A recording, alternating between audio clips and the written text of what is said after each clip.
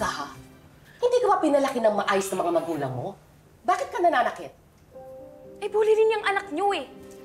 Aba, sumasagot ka pang walang bodo ka, ha? Mrs., tama na. Mamaya na kayo magsalita kapag dumating yung guardian ni Riley. Eh, kanina pa tayo dito, ha? Darating pa ba yun? Baka kinakahiya na rin ang anak nila. Wait a minute. Nandito na po ako. Sino ka? Ako po ang kuya ni Riley.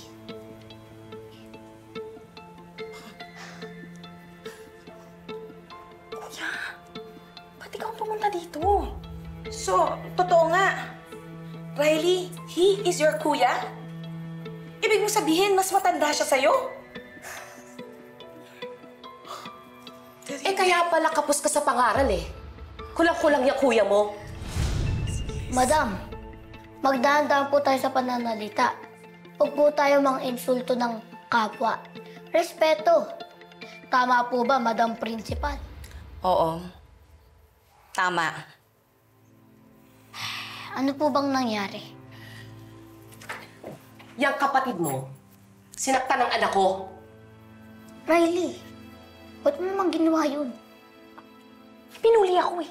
Hindi sinapak ko. Bunso, dapat konti pang pasensya. Di ba yun ang turo sa atin ni nanay, tatay? Hindi mo kasi alam kung gaano kahirap.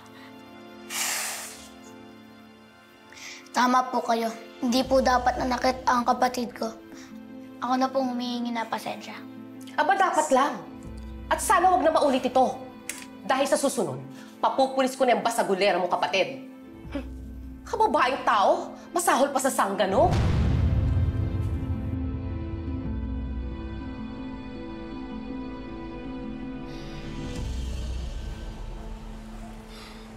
Bunso, pahinahilay lang.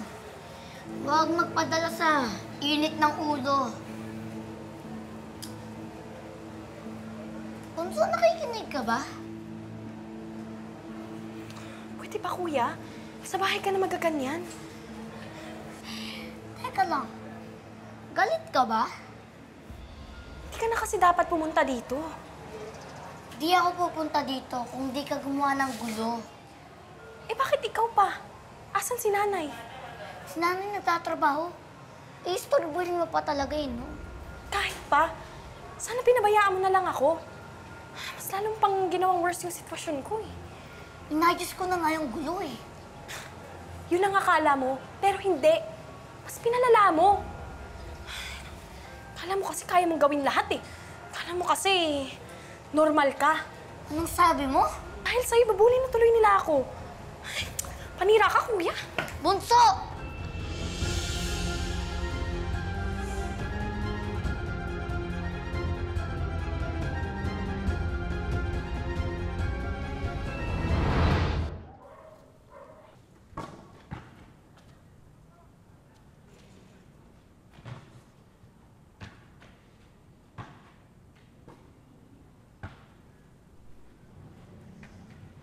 Uy, Drops.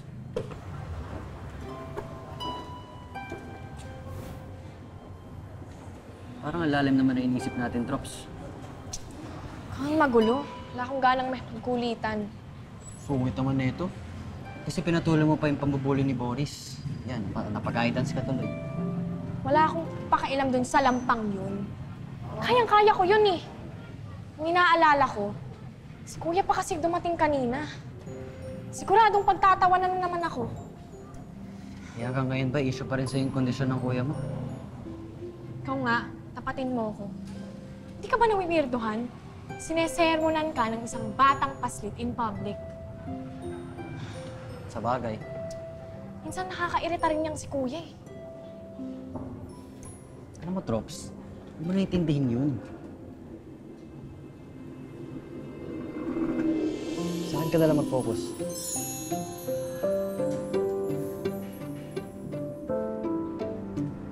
Ano bang pinagsasabi mo? Ang ibig kong sabihin, sa akin ka na lang mag-focus. Paano mo ko tatalunin? Tambak ka na, oh. Tara! Ah. Tira mo, ah. Baka ka dito. Uy! Guys! Saba! Go! Yun, oh!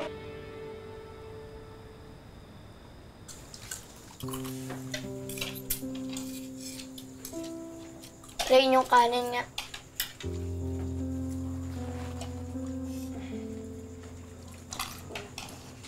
Dagang ko pa?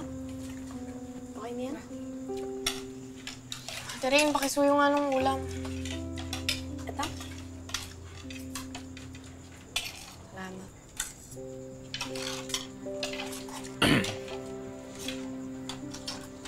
Riley, alam namin ang nangyari sa school mo kanina. At alam din namin na napagsabihan ka ng kuya mo. Anak, pasensya ka na. Kasi abala kami sa trabaho. Walang magbabantay sa inyo. Si Kuya Rambo nyo lang ang pwedeng tumingin-tingin sa inyo. Kaya sana nakikinig kayo sa kuya ninyo. Okay lang naman sana kung nasa bahay. Nay, Tay. Kaso nasa school kami. Pinagtinginan kami doon.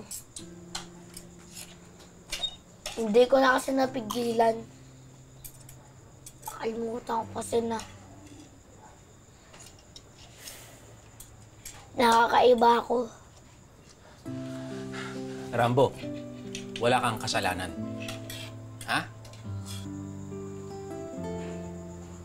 Walang sino man ang may gusto sa nangyari sa'yo.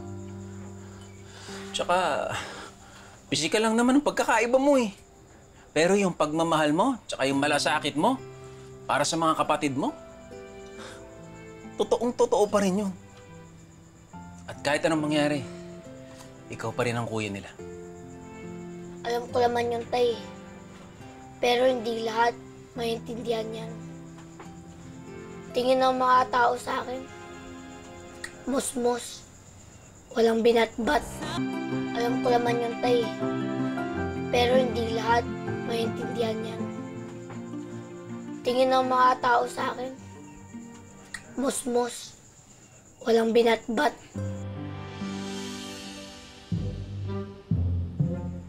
Kuya, may ibis! Nasaan? Nasaan? Nasaan? Nasaan? Nasaan? Nasaan? Ibis! Nasaan? Ibis! Ibis! Nasaan? Nasaan? Patay mo! Nasaan ibis? Wala na, Kuya. Safe ka na. Bunso! Mahirap! Kuyang paslit, takot pa rin sa ipis. Tatay, talaga nakaasar pa eh! Kuya! Kuya! Nakaasar pa talaga eh!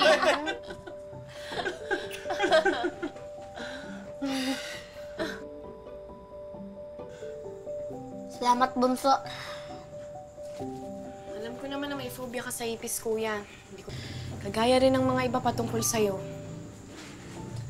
Kahit ganyan ka, Kuya pa rin kita. Bunso, bati na tayo ah. Alam mo namang, mahal na mahal kita eh. Pasensya na rin kanina, Kuya. Na bigla lang din ako. Ganyan talaga mga anak ah. Minsan, meron talagang hindi pagkakaunawaan. Tama. Pero sa totoo, nangyayari yung mga bagay-bagay na ganito kasi meron tayong malasakit para sa isa't isa.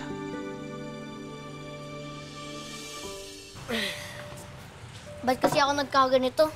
Mukhang musmus, forever paslit. Oo nga eh. Boy, teka. Tuli ka na ba? Puro kalokohan eh, no? Seryoso yung usapan eh. Eh kasi naman ikaw, boy.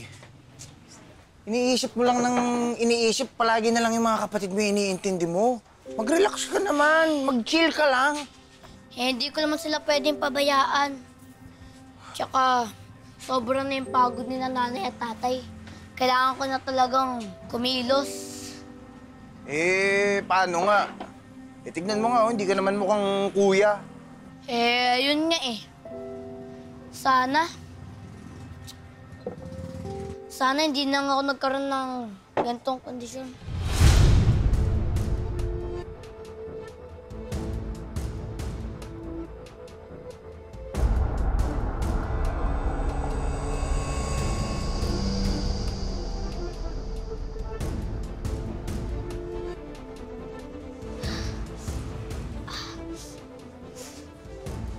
Rambo!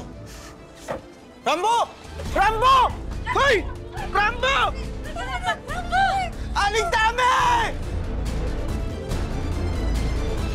Hindi magbo-boyfriend si Ray. Di ako bibigoyin ng kapatid ko. Never and ever. Taas ang pangarap ni Kuya para sa akin. Kaya mataas rin ang expectations. Yan tuloy, wala kang jowa. Kanina ko pa siya tinatawagan pero hindi ko siya makontak. Bakit parang masama ako tub ko na eh. No boyfriend since birth. Well, how about sirain natin ang plan niya? May tumanggi na bang babae sa akin? Gusto mo atin dyan namin? Huwag sanang